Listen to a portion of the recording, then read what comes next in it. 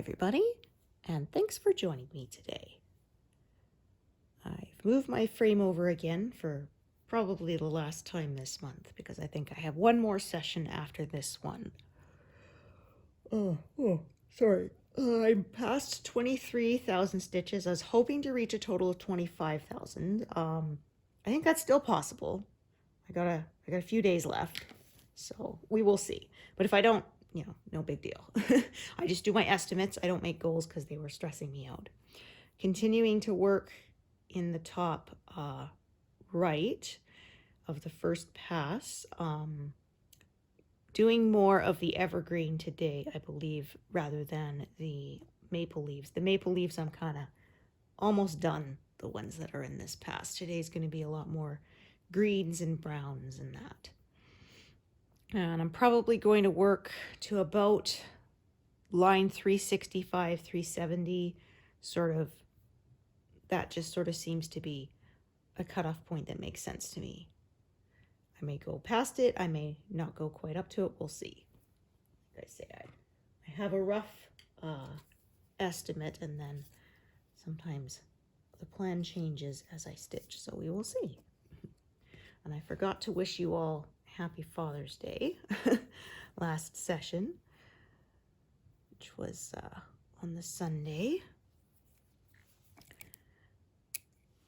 I hope you had a good one, if that applies to you.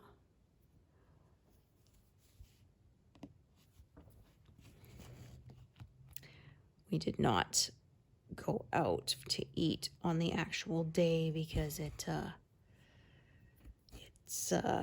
always so crowded, right? If you don't have a reservation and stuff. So we usually go either the day before or the day after, or order takeaway rather than go to an actual sit-down restaurant because, yeah, they're busy. We did that one Mother's Day.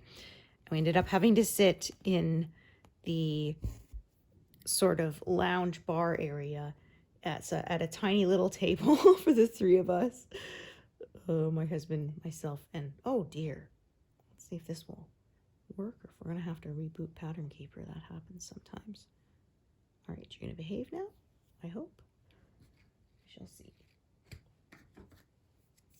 But anyway, talking about Father's Day, there was a coworker who told me a story years ago that they had a Father's Day celebration with their dad and granddad sort of there. And granddad was falling asleep in, the lazy boy lounger. And gosh, what a knot we've got already here. Anyway, so his sister thought it'd be really funny to write Happy Father's Day on the top of Grandpa's bald head and with a marker. And she got as far as writing Happy Fat, and then he woke up and she had to stop, and no one told him. So he was walking around with Happy Fat written on his head. Oh my gosh. Like, wow. And you kids were, supposedly grown-ups at the time, 20s and older. Oh my goodness.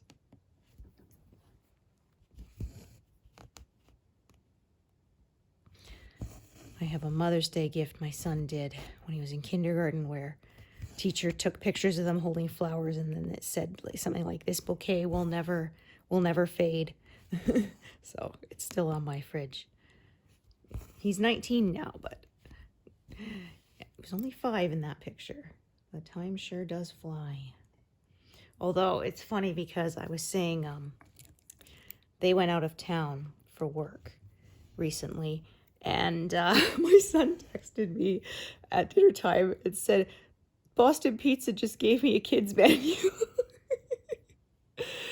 And I said, well, I've been saying you need to get your hair cut because it was getting very long and unruly, and he looks younger when it's out. It's grown out. Oh, I said, when you get back, we better get your hair cut then. There's the sign. Fortunately, he wasn't offended. He just thought it was funny. I said, "Oh, be prepared." I got carded at like 37. I was just like, wow, really? Okay, thanks for the compliment.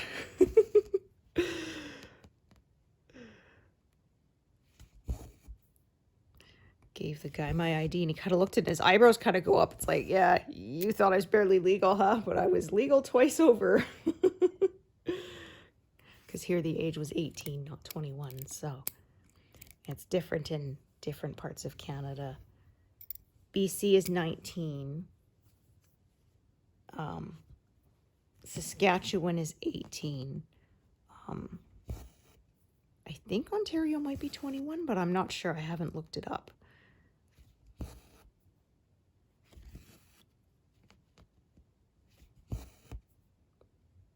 Like I said, greens here.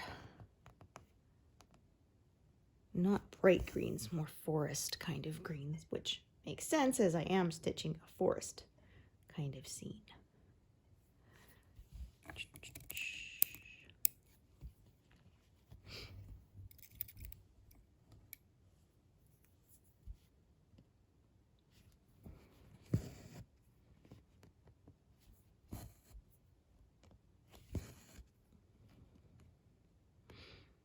So this area is pretty detailed.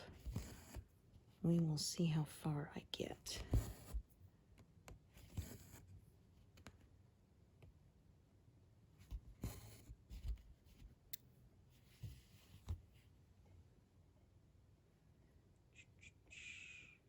Okay.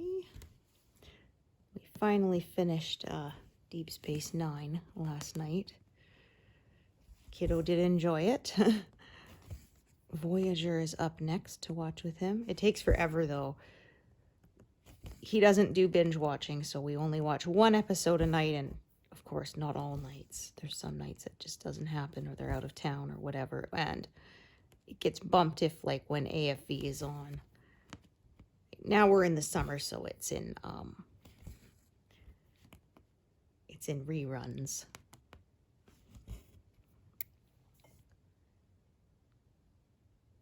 Yeah, I was telling Kiddo, like, when we do a rewatch, it takes us like 4 or 5 months, and for him it took us over a year for the same number of episodes.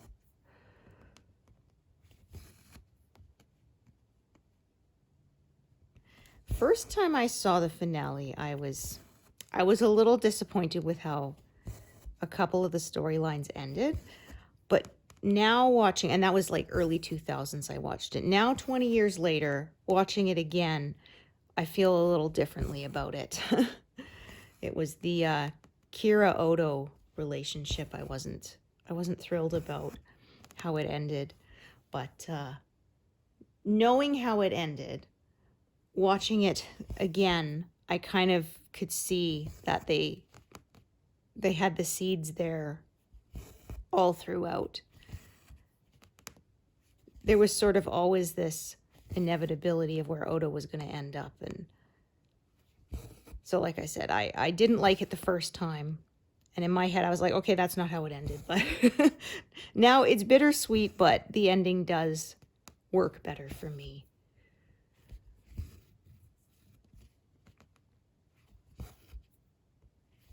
But I'm always sad when it's over.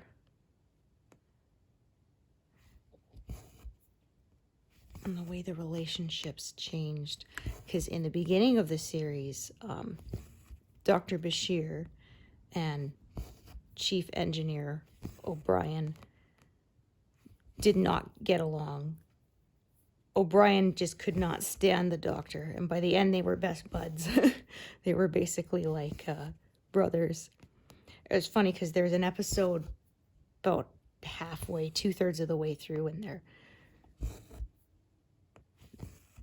they're talking, and at one point Miles just says, look, Julian, you're not an in-between kind of guy. You're kind of, people either love you or they hate you. And he says, I mean, I hated you. And then it kind of goes silent, and Julian says, and now? He says, well, now I don't. But like he couldn't actually say it. And then he says, it's true though. I really do not hate you. He couldn't bring himself to say, I love you, man, but it was there.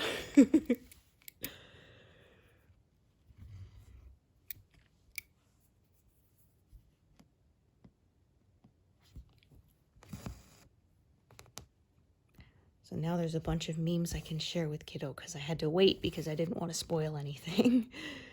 So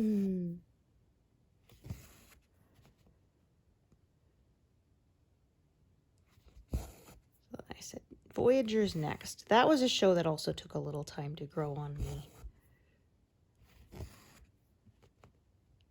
But once I got into it, I did enjoy it.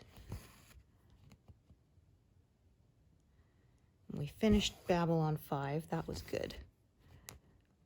There was some movies, so we're working our way through those, but we finished the main series. It's funny because it's listed on IMDb as a soap opera, and I'm like, not though, it's a sci-fi show. You know, it's not what I would classify. I mean, they called it basically a space soap opera, which I guess maybe to some people, but I don't know. Either way, though, I enjoyed it. The only, like I said, thing that I was a little disappointed about is one of the main characters did not come back for season 5. And I quite liked her, so I was a little sad. But they had contract disputes. She basically asked if she could be in fewer episodes, and they wouldn't agree, so ended up she didn't come back at all. So she was in the finale, but that was because they actually filmed the series finale at the end of season 4 because they weren't sure if they were going to get a season 5, and basically the series finale was set like 20 years in the future, 20 years from the end of the penultimate episode, so it worked either way. But said, yeah, I really liked her character, and I was really sad that she hadn't come back. Like I was saying in a previous video, that's why some studios will actually, they have the whole thing planned for exactly how long it's going to go, and some of them will contract.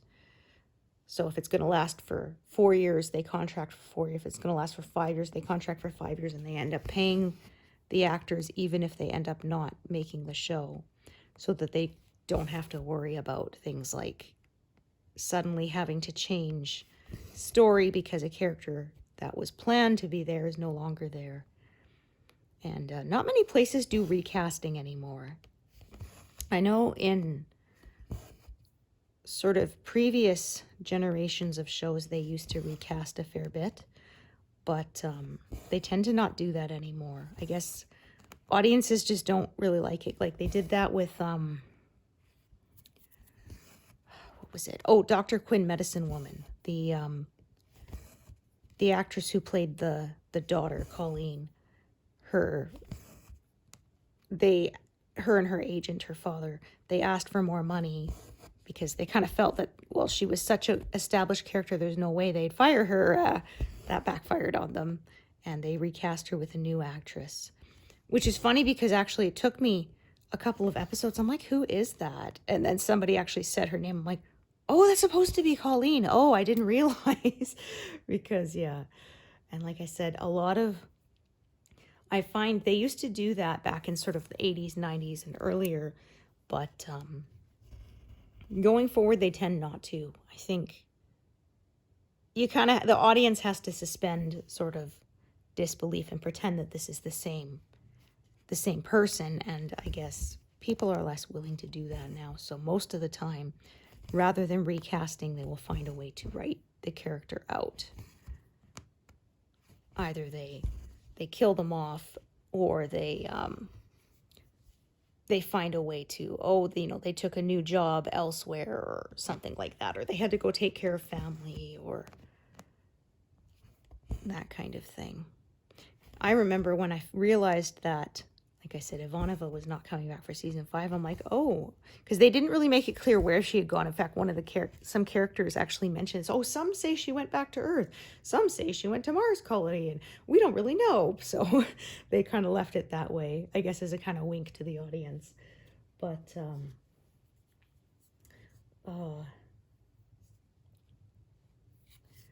I was, like I said, when I realized she wasn't going to come back, I was pretty disappointed.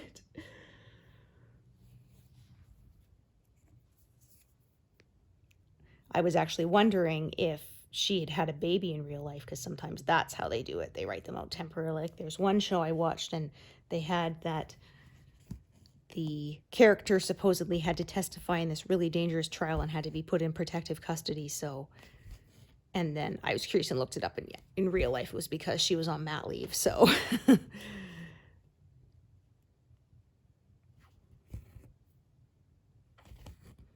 or I often say, if you notice that there's an actress and she spends a lot of time behind desks and things, then that means probably she was pregnant in real life and the character was not, so they were hiding it. That happened with Beverly Crusher in TNG. She was behind her desk a lot. But I've said the one that I saw that did the best job was The Gilded Age in season 1. The main character playing Bertha Russell, she was pregnant during the filming, and so they filmed sort of the earlier stuff early on, so that as she, her belly got bigger. But they did such a good job of hiding it, I didn't even realize they were hiding her, and that's really rare. Usually you can kind of tell, but the way they had her, she was sitting at her vanity table and her servant was kind of in the way, or the dressing screen was kind of in the way. And, where did oh yeah, I parked that down there. That's what I meant to do. Because the other one's going to come up here and go across. And there was one, she was standing at the street and somebody was walking by her, and then just as the person moved where it wouldn't be blocking her, a carriage went by the other way and stuff like that. And it was only when I was doing a rewatch the second time and I knew that they were hiding her pregnancy that I even realized, because like I said, the direction was very well done and so seamless that it didn't look awkward at all. And so I had no idea.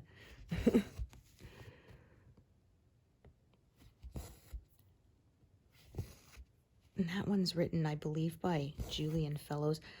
Like I said earlier, I'm rewatching Downton Abbey, and they always have written and created by Julian Fellows. I didn't realize he wrote the entire thing himself with absolutely nobody else. He's the only writing credit on that show, which is just incredible, because usually big shows like that are written by a team of writers, and they might have like a senior writer who sort of makes all the final decisions and such. But he wrote the whole thing himself, all 52 episodes, and the movies too, I believe. And if you've ever watched that show, there are a lot of characters, like dozens of them. And the storylines are all intertwining and overlapping with each other. Oops, try that again. And weaving together to make sort of this big tapestry, and it's done so brilliantly. I mean, I guess if you're all doing it yourself, it's easier to get the foreshadowing and stuff the way you want. But still, I mean, that's really impressive.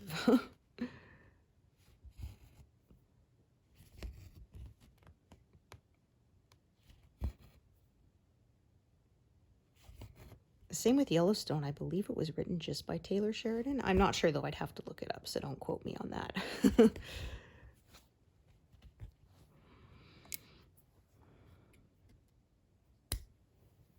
It was kind of funny because before he really got into writing, producing, that kind of thing, he was acting, and he was on Sons of Anarchy.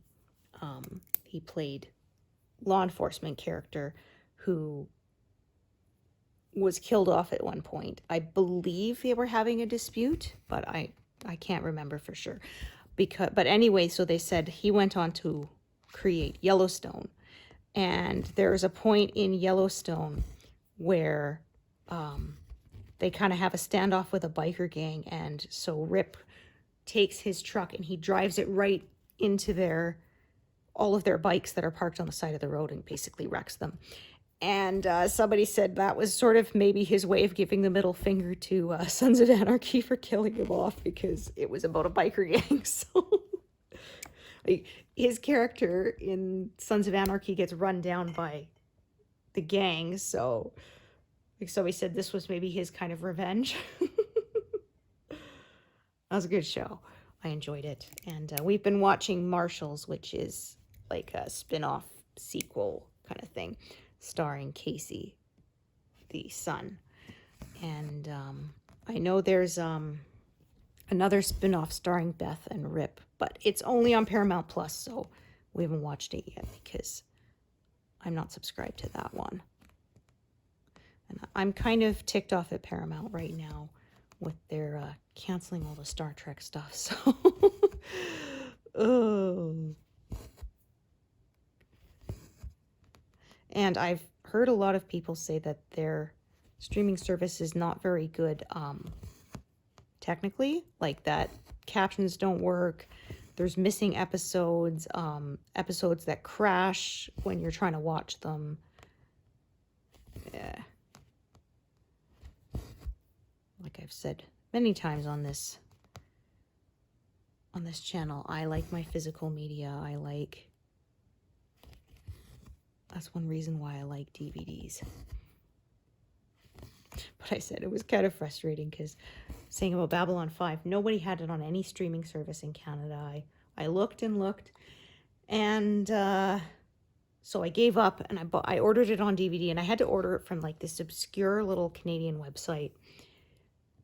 I finally found a copy of it, and I kid you not, 2 weeks after it arrived, boom, it shows up on Prime Video. I'm like, are you kidding me? Because I sort of will log into, we have now a bundle. We used to only have one, but we now have a bundle where we have like 3 of them. And I'll sort of log in every week at least and go browse through the new releases. And then that way I can add them to my watch list so I won't sort of miss anything. And so I was doing that, and I was like, Babylon 5, I'm like, are you kidding me? After I went and ordered it on DVD, now it shows up. Oh my gosh. Oh well. That's probably one we're going to watch more than once, so I don't really mind. And yeah, it was again a little slow to start, but this was a 90s show that happened a lot. Like I said, Star Trek Next Generation took until like season 3 to really hit its stride. It had some good episodes in the first 2 seasons, but like I often say, I feel that season 3 is where it really, really got good. And so we were willing to stick with it, and it was good. We enjoyed it. And oh man, I was reading trivia about it, and there's one character, Veer. He's assistant to the ambassador, and they said the actor, he went to the audition, and he was sitting there, and he realized everybody else had their hair in the Centauri crest, which is like, it looks like the Napoleon hat, but with your hair. And he freaked out that, oh no, he didn't have it, and so they weren't even going to consider him. And so he apparently ran off to the bathroom and tried to use liquid soap to put his hair in this crest, which is really tough. Like, you need gel and stuff because it's basically like a big, almost like a peacock's tail feather spread out kind of thing. And so apparently he tried to do this, and when he showed up in his audition, he's all tearing up and stuff because the soap was running in his eyes, and he's all profoundly apologizing and stuff. And they said the directors or whatever, producers, they just kind of looked at each other and was like, oh my gosh, this is Veer, because that is the character he is. He's a guy who gets all flustered and worked up and uncomfortable. So it actually worked in his favor. It's funny how things work out that way.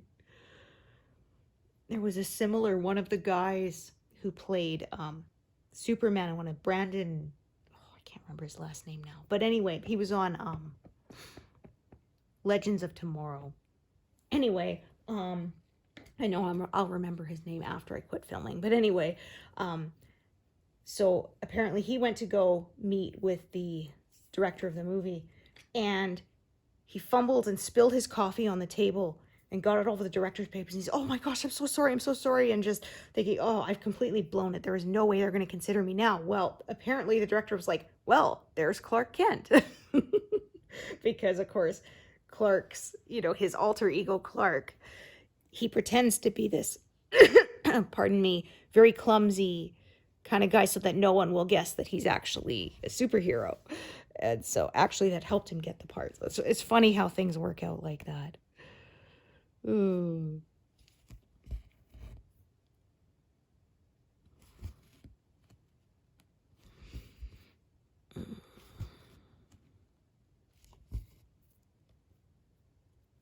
Oops, there we go.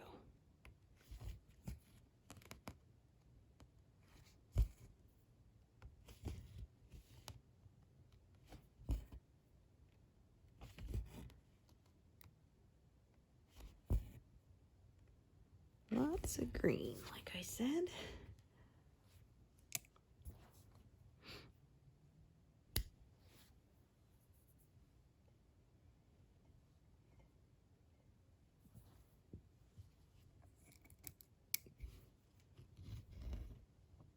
Oh, yeah, that one. Usually I don't leave the needles on the really short pieces because that tends to happen. They slide off, especially when you're trying to pull the strand free.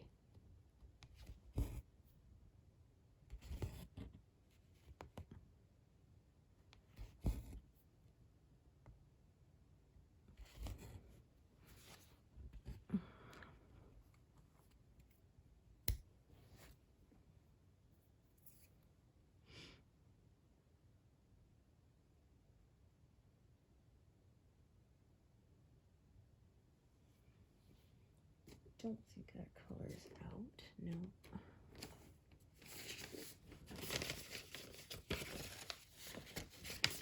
Went to see my acupuncturist, and I won't have to see her again for like over a month, so things are doing well, I think. From now on, I'm just going to be seeing her sort of every 4 to 6 weeks to keep things limber. Because usually what I do, I go and get treated, and then I'd sort of stop seeing them until it got really bad. But I think I'm going to start doing preventative. So if I go to see her sort of once a month, it'll keep it from ever locking up, which would be really nice. I don't want to.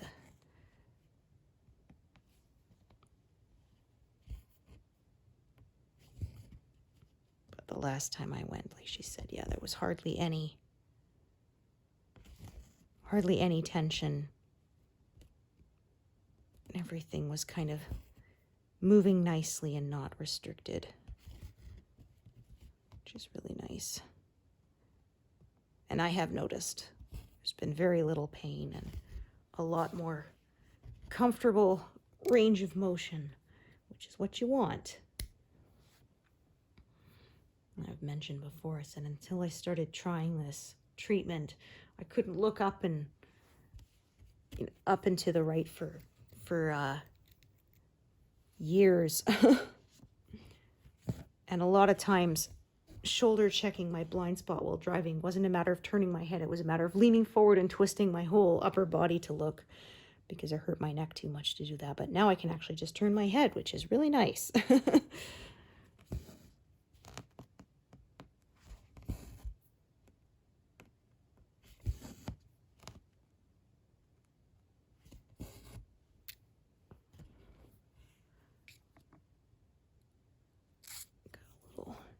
End here. We will just make that go to the back. We don't want it on the front.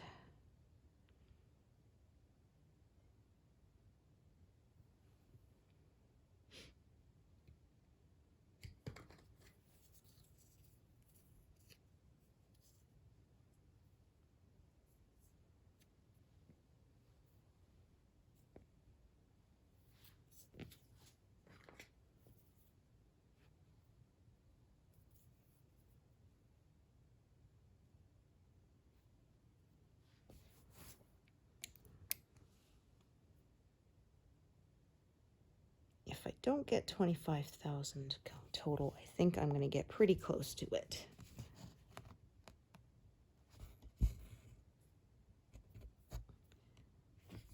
And then I will finish this pass for sure sometime in July. Woohoo!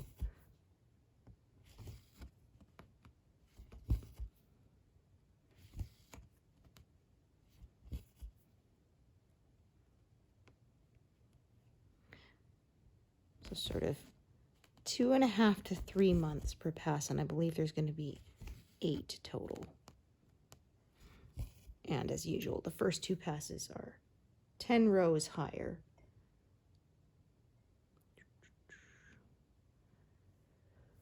Alrighty. Yeah, I think I'm just going to unthread that. It's too short. The needle won't stay on, I don't think.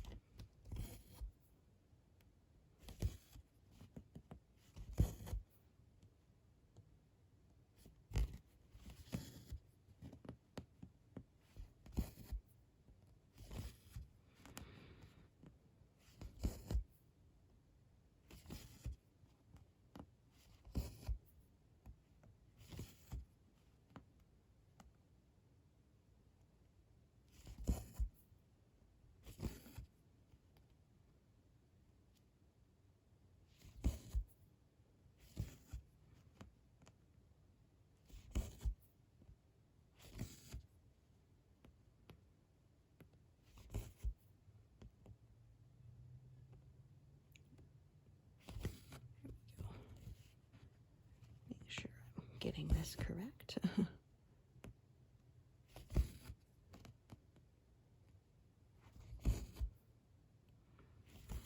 So like I said, that end is in sight. This is line 360 and it ends at line 400. Oop, I don't think that was correct. That looks a little funny. Maybe it was and I'm just being picky. We'll see. So I don't think I'll reach any to line 400 this month.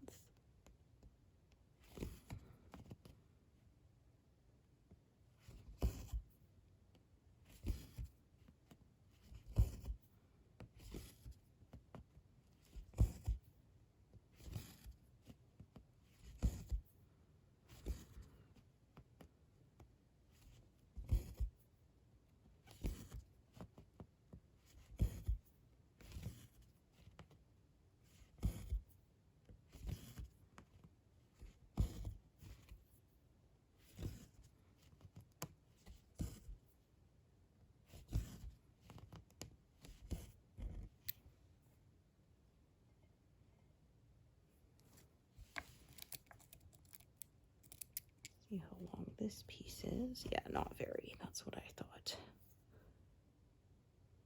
Thought I remembered from last time.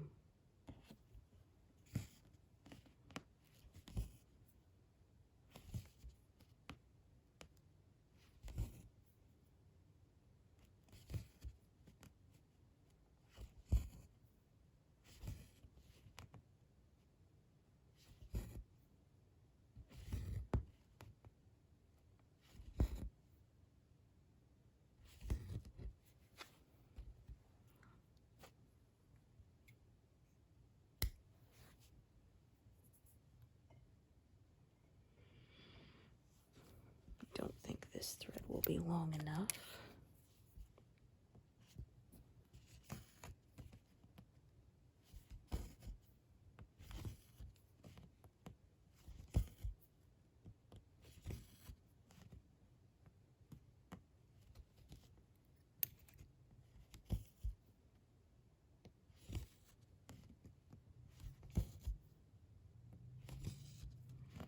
More diagonal work today.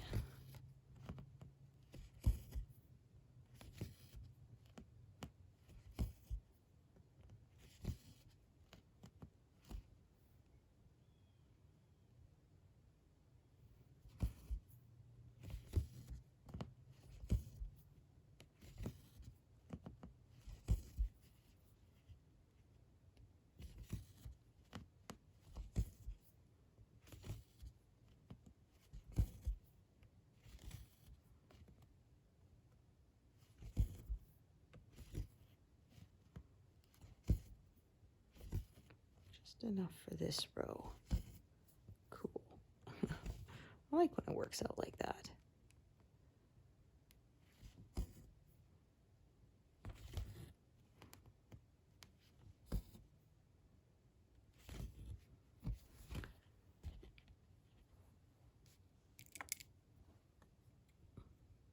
Didn't disappear perfectly, but I know I'm going to be stitching. That's symbol E on that square. It's a dark brown or black, so that will not be a problem.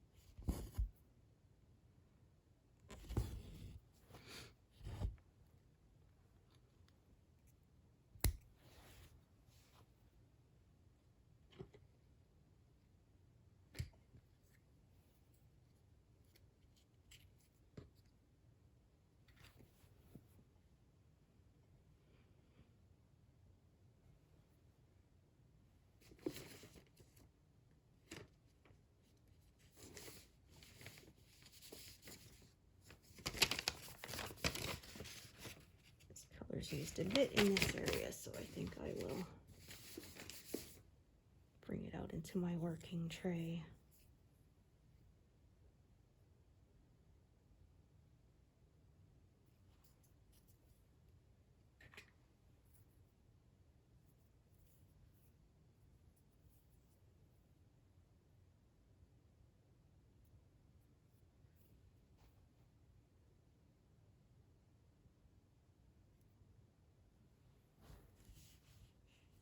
Make sure I'm at the right spot.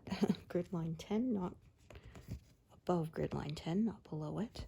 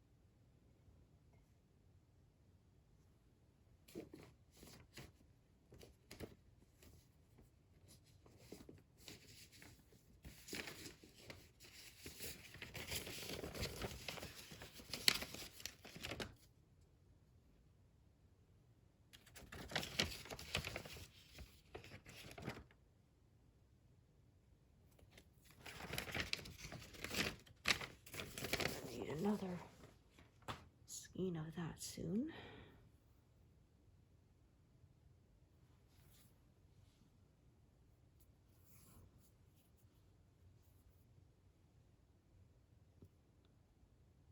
I don't think I've ever had a pattern that had just either 413 or 414. I think every pattern I've used both.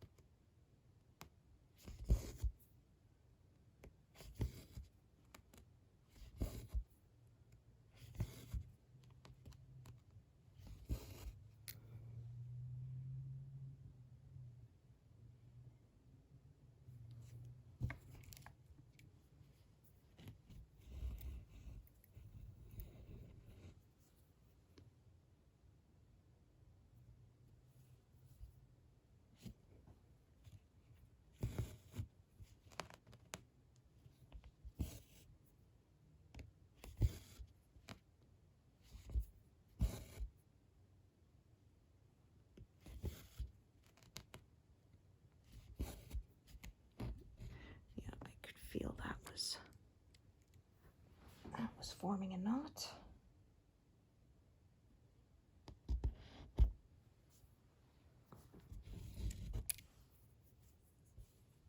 You can even see the kink it left in the thread there. I have to watch that because sometimes that means it'll keep knotting in the same place. I've had it do that before. It was very annoying. Okay, now if I'm remembering correctly, this one is, yes, short. That's what I thought. So I'm going to start a new thread of black.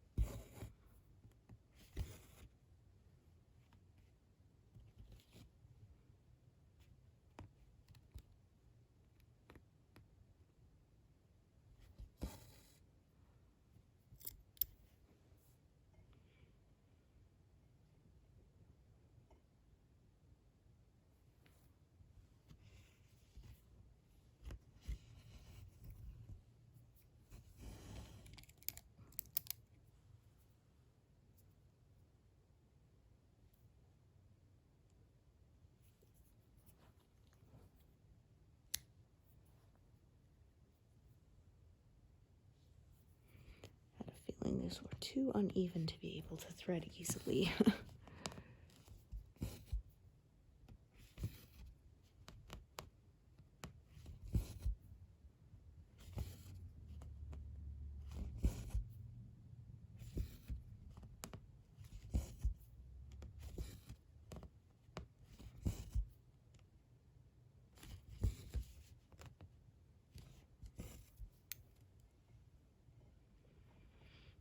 Just gonna look. Yeah, I think I will start a different thread rather than use the one that's already attached.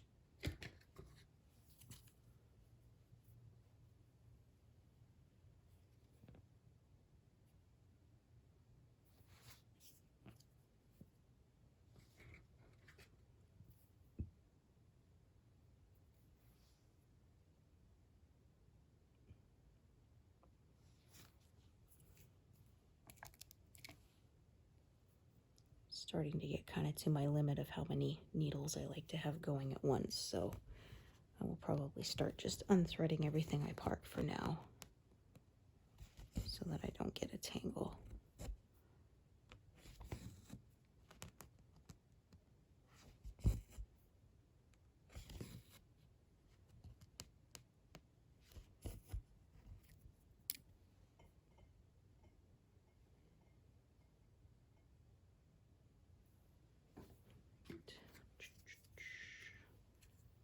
Got some short pieces for these.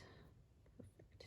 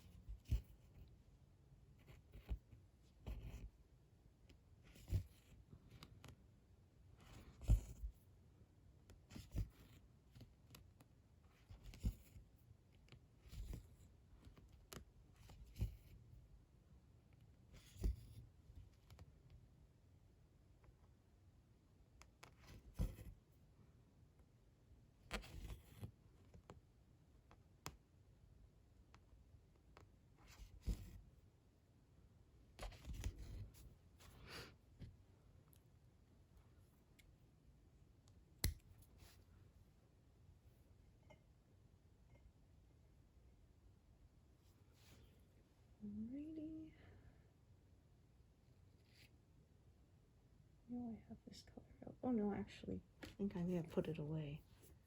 Yeah, I did have it out for a while, but I'm remembering now I put it away because these last sort of 5 stitches are all that's left in this pass. So there wasn't much point in having it out anymore.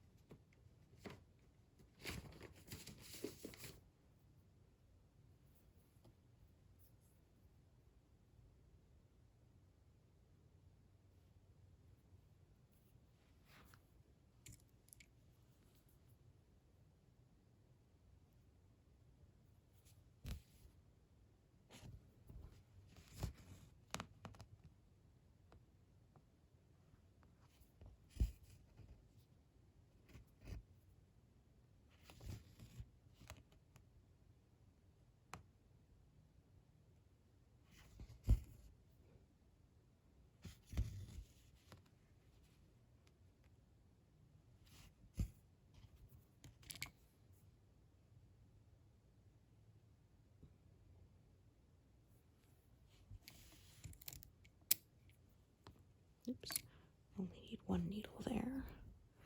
Okay, so this is a fairly long piece.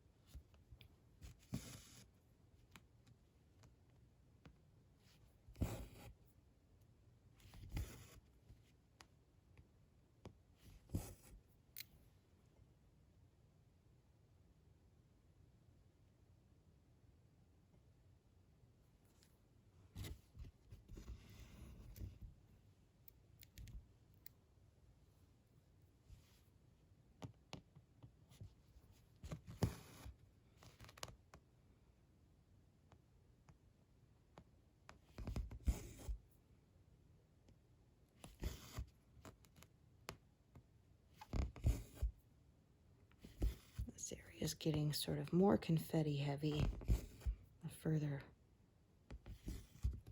I go out towards the right-hand side there.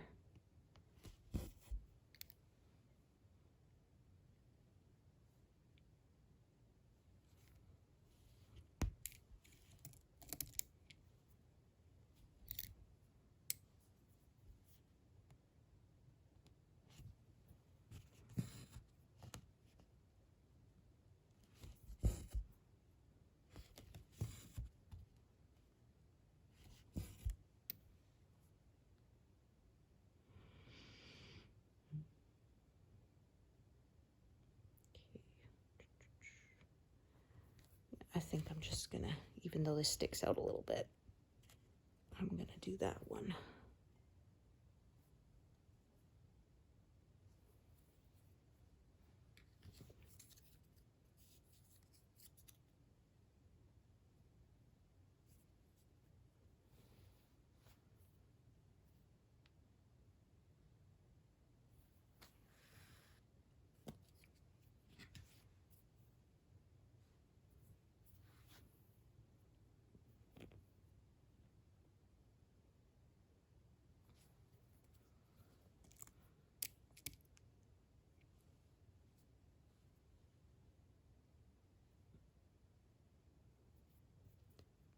That's no good.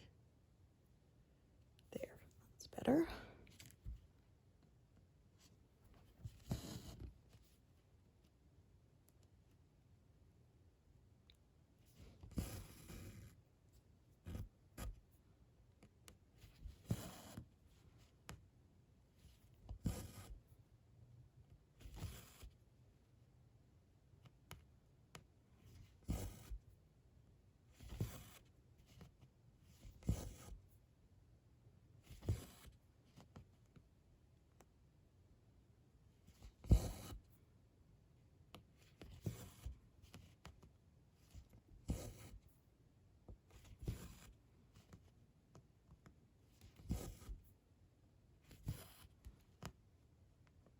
I said around line 460, 465 is sort of where I would stop and continue working down, stop going sideways and kind of work down.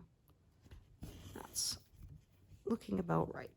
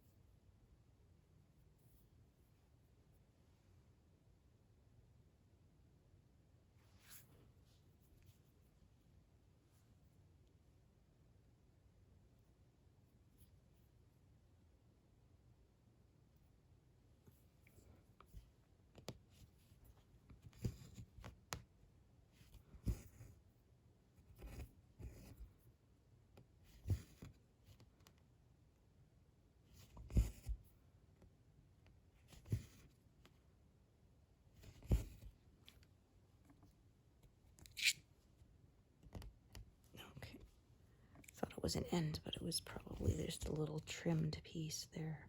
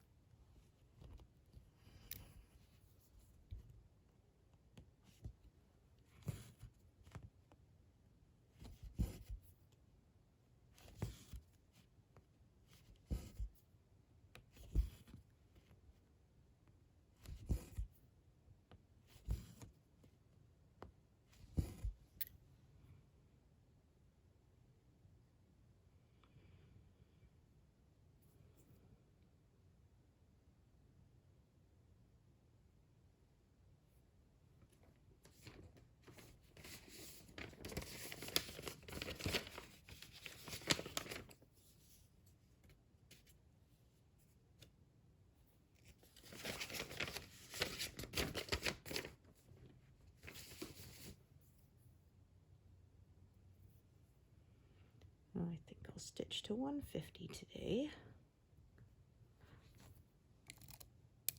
Be 200 because it was quite a bit of confetti.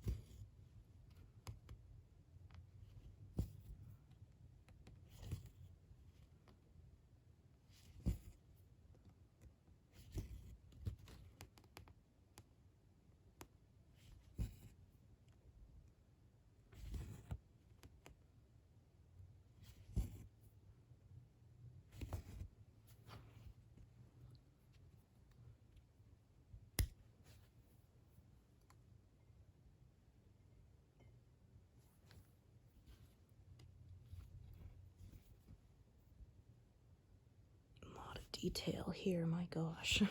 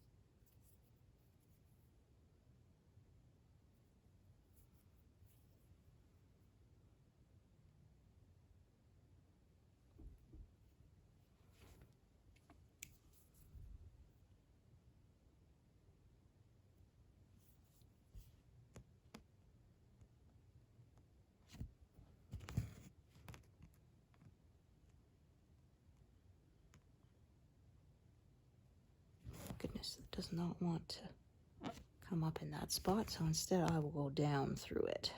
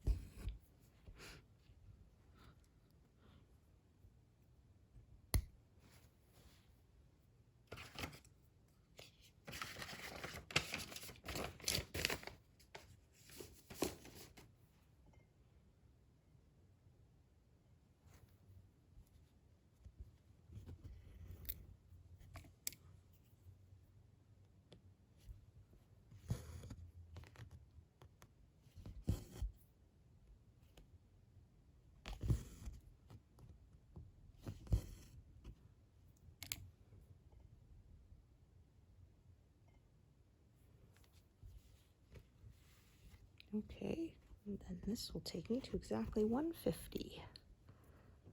I think that will be a good stopping place for today.